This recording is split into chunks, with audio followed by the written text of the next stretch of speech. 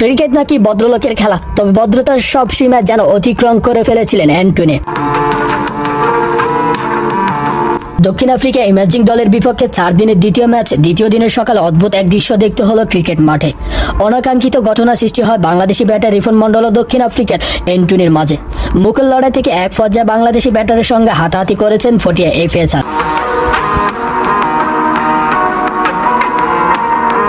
পাঁচতম ওভারের টিফো অ্যান্টনির করা প্রথম ওভারে প্রথম বল ডাউনডা উইকেটে গিয়ে ছক্কা হাঁকান রিফন মন্ডল। এক ছক্কা হজম করতে মেজাজ হারিয়ে ফেলেন অ্যান্টনি।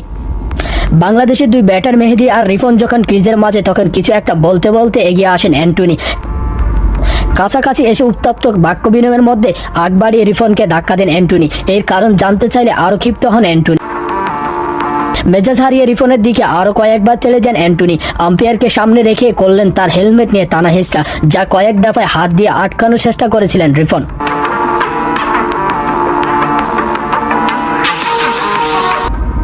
তবে সেখানে থেমে যাননি অ্যান্টনি। হেলমেট থেকে হাত সরানোর পর আঙ্গুল উঁচু করে কিছু একটা বলতে থাকেন রিফনকে। দুই আম্পায়ার ও অন্যান্য ক্রিকেটাররা মিলে এরপর দুজনকে আলাদা করেন। অ্যান্টনি অবশ্য তখনও মেজাজ নিয়ন্ত্রণ করতে পারছিলেন না। এক পর্যায়ে দক্ষিণ আফ্রিকা আরও দুই খেলোয়াড় এসে রিফনকে কিছু একটা বলতে থাকেন। মেজাজ হারাইবে বা না কেন?